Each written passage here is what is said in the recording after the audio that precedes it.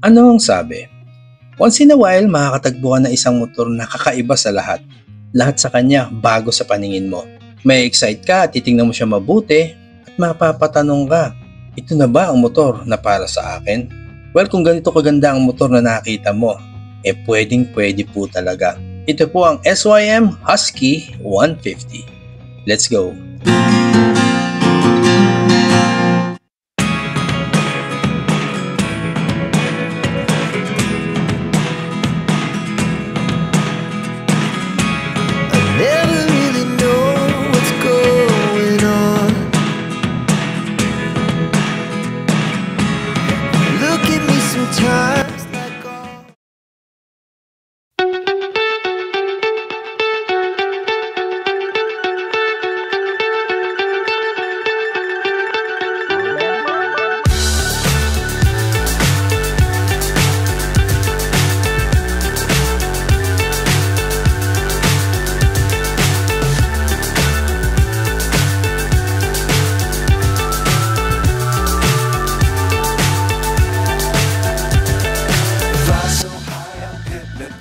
Kung di pa po kayo nagsasubscribe sa channel ko, please do consider subscribing and hit that like button. Maraming salamat po. Sa usapang mga brand names ng scooters, para sa akin, nasa top 5 po ang SYM. For sure, ala pong kukontra sa akin sa sinabi ko na yan kasi superior po ang quality ng mga motor nila. Napatunayan na nila sa tagal ng panahon nilang gumagawa ng mga scooters, mga motor, kahit nung panahon nakasagsagan pa ng kanilang Jet and Shark, na talagang it had its own share of glory days. Kaya nang nakita ko po itong Husky 150, medyo napaisip ako. Siguro kung maglalabas si SYM ng Shark na motor, yung kanilang dating scooter for the year 2024 version, tingin ko hindi nalalayo ang magiging look nun sa motor na to. Kasi kung itatanong nyo po, yung Shark na nilabas ng early 2000s had a design na for me was way ahead of its time. Masasabi mo na ganito din ang Husky. It has a look that will stand out. Talagang pansinin, lalo na po itong color white. Hindi siya masyado sa decals, halos wala nga po eh. Parang ang dating it has that look that it would take time for you to absorb it, understand? Yung tipo bang pwedeng love at first sight sa iba? Or it can grow on you as time goes by? Well, ganun po talaga, iba-iba po tayo ng pananaw sa kung ano ang maganda at hindi masyadong may dating para sa atin. To each its own, ika nga. Pero one thing is for sure, this Husky is a clear standout. At ang pag-uusapan po natin yan more on detail, kaya tuloy po kayo sa panonood at pakilike na rin po at subscribe sa channel ko. Maraming salamat. Nung nakita ko siya, tinignan ko siya, ang sabi ko kagad, ang dami naman itong kanto. Kahit sa ang angulo o view mo siya tignan, napaisip ako, napangiti ako, talagang sabi ko mag-i-effort ka talaga dito para linisin to ng maayos. Kung ito ang motor mo. Well, pag ganito ba naman kaastig ang motor mo, mag-i-enjoy ka naman linisin talaga siya. Ito yung klase ng motor na titigan mo pa lang sa umaga, nakapark lang siya sa gilid o harap ng bahay nyo, nagkakapi ka, fulfillment na ang maibibigay sa'yo. Kaya kung iisipin nyo, hindi naman pala kailangan na example magkaroon ka ng isang Ducati Multistrada o isang Kawasaki Superbike para makaramdam ka ng fulfillment sa ganyang setup. Itong motor lang na to, okay na. I like it in a way that it looks complicated and high-tech but it also has that stable look. Mostly kasi dahil po sa setup ng monoshock niya. Halos nakahiga na po ang position at para bang nagbibigay siya ng look na madaling i-handle at masarap i-corner yung motor na to. And for sure, performance-driven ang scooter na to. And speaking of performance, makina po niya is of course 150cc, 4-stroke, liquid-cooled. Sabi nga nila, it's very quiet. It can easily reach 80 kilometers just in a snap. Talagang mabilis po. Top speed niya, it can go up to 120 kilometers. At kahit pa ang dry weight niya is 150 kilograms, kayang-kaya pa rin po niyang mag-accelerate ng maganda. 4 valves po siya, maximum output po is 10.8 kilowatts at 7,500 RPM. Maximum torque is 14.5 Newton meters of torque at 6,000 RPM, kaya andyan po yung power. At isa po sa pinagmamalaki na SYM dito ang kanilang 3.0 technology. There is a zero delay start, zero noise, and pollution idle system. In short, napakatahimik po.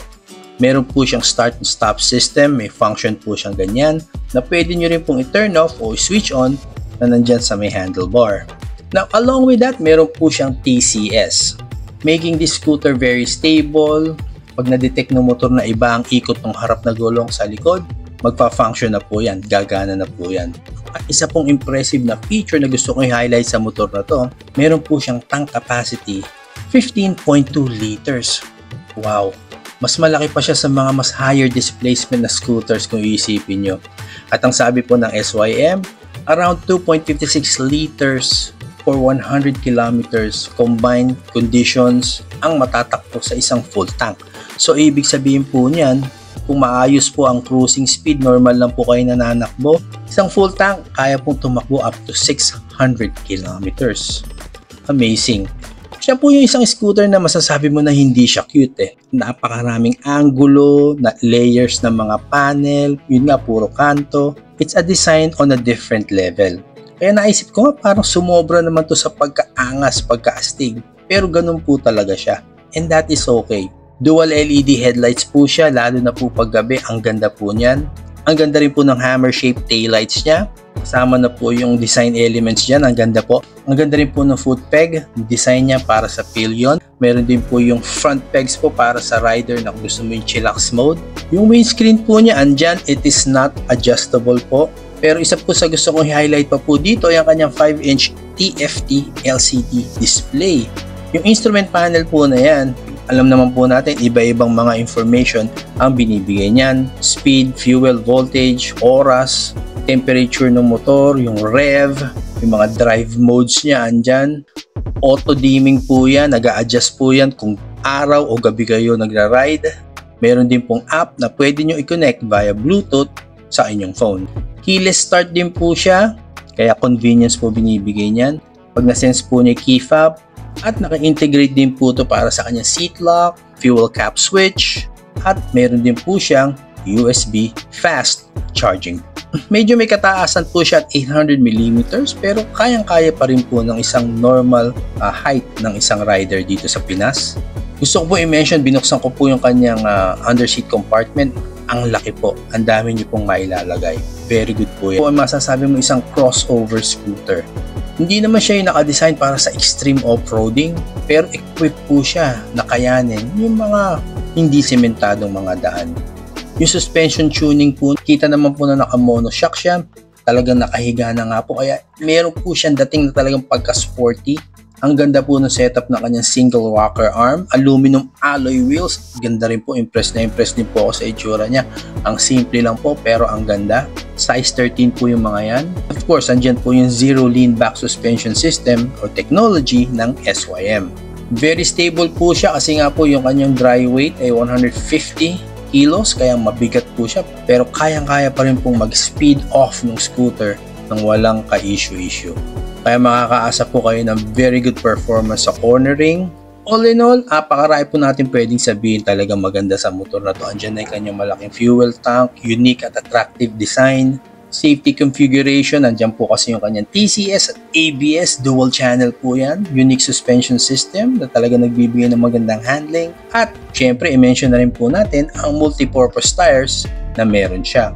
Now, this is not yet available pero pwede na po kayong umorder sa mga branches ni Mitsukoshi. Later on, couple of months, magiging available na po siya. Pwede na po kayong magpa-reserve. At ito po ang price ng SYM Husky. A heartbeat. Sa kabuuan, sulit ba ang SYM Husky 150 sa price niya? Well, I will say yes right away. Panalo.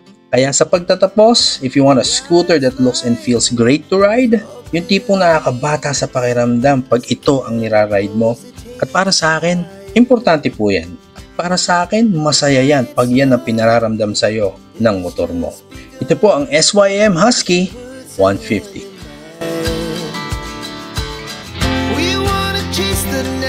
If you found some value on this video, please do consider subscribing and hit that like button. Maraming salamat po. Ride safe. I'll see you on the next one. Sleep never stop.